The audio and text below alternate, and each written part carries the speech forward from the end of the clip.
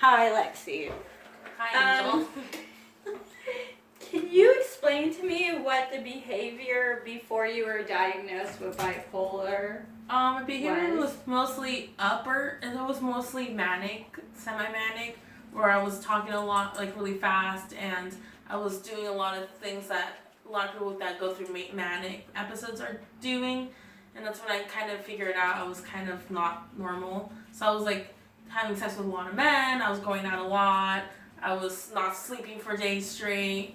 So it was just a lot of that, and then they will crash and they'd just be a lot, like really depressed where I didn't want to go out at all.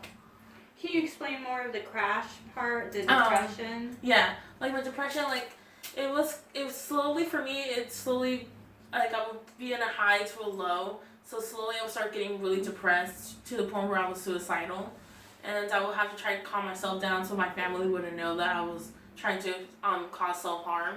So it was a lot of a yo-yo effect, and I think I started noticing it when I was like around 9 years old. It's when I tried killing myself, and that's when I noticed I was having up and downs, but I really didn't understand what it was until about a year ago. Okay, and that was when you went to the doctor. Yeah, that's when they diagnosed me. Mm-hmm. What was your reaction to being diagnosed bipolar 2?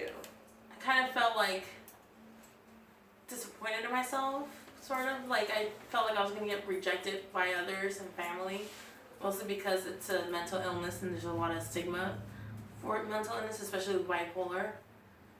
Did it run in your family? Is there anyone else that was diagnosed with that? One of my aunts is diagnosed with bipolar, but she has bipolar 1. Okay. Yeah. Okay. And have you ever abused any alcohol or drugs? Yeah. I abused alcohol and I abused my clozapam. So now they don't prescribe clozapam for me or any type of anxiety medications. So how, after you were diagnosed, what was the first things that the doctor wanted to do? He wanted me to go to therapy. He wanted me to get on medication right away. And just, write down all the patterns I was having. If I was feeling like that my mood was gonna, like, if I was starting to get manic, to write down, like, my symptoms before ahead of time. So I knew when I was gonna get a manic episode that I already knew I was gonna get one. So, I'm like gibberish. Okay. So basically, like, he told, like, they were just wanting to have a set plan to where write down everything, journal everything, all your symptoms, so that way I knew when I was going to go into a manic episode and when I was going to get out of a manic episode. That way I was prepared, so it wasn't as spontaneous as usually is for me. Okay, like a treatment plan. Yeah. Mm-hmm. Are you still currently on that treatment plan? Yeah. So you're going to therapy, still seeing a psychiatrist? Yeah. Okay, and so how do you feel about being diagnosed with bipolar today since it's been a year? I feel a lot better because now I know what it is and I feel more aware of my mental illness rather than before. I was like, why am I acting this way? And now I have more of an understanding of why I act the way I do and why I do things, just how my behavior. It's more understanding now than what it was before. Is it hard for you in keeping a job, or I know you're moving to Florida? Yeah, no, keeping a job is really hard because I wasn't really allowed to say that I had a mental illness, and when they would find out, like my last job, when they found out, they were cutting my hours and giving me a hard time, and they wouldn't let me see my doctors and stuff, and I had to go see them, especially my psychiatrist, and they weren't letting me see that, so I've learned not to tell my employer anymore about my mental illness. I get bored with jobs easily, so I try to, not get bored, but I've been through 4 jobs in a year, and now Florida's, it can be a huge change, so I don't know how that's going to go. I don't know if it's going to trigger a move for me or not, or it's going to, be a downfall. Do you think, I know you're moving in with your aunt, does she know about your mental illness? Is she supportive? Yeah, she's supportive, she understands. And I told her, like don't drink around me because I know that was becoming a habit for me in Santa Barbara. So I told her not to drink around me. I won't go drinking or anything because I don't want to go back into drinking again.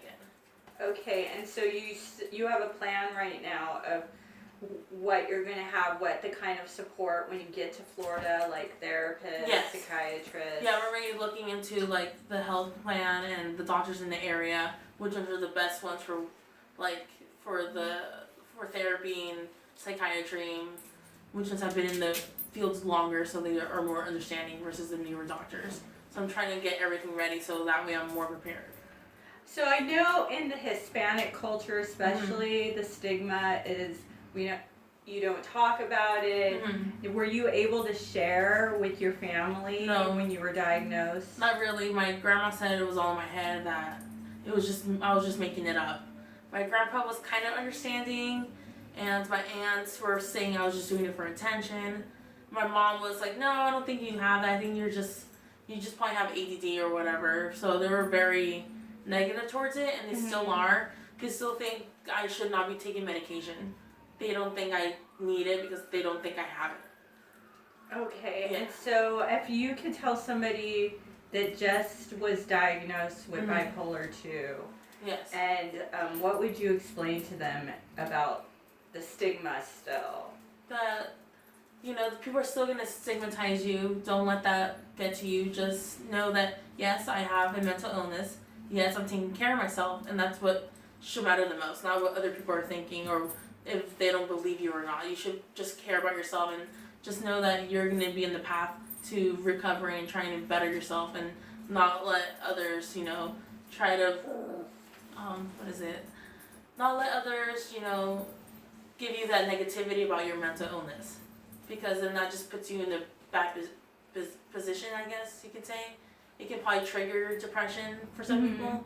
So I just say, just keep it to yourself if you'd like, and be ready, or just don't tell family until you think it's the right time. Would you ever want to be an advocate for mental illness, especially with the Hispanic culture, for people to more understand that it does exist? Yeah, like if I could, I would like to, so people understand, because it's mostly Hispanic and the African American communities. There's so much stigmatism against mental illness, or any type of disease or anything. They're still closed-minded off about it, even though there's so much knowledge and so many books about it, that it's not contagious. It just comes naturally. It's who you are, and it's a part of you. Okay. Thank you very much. You're welcome.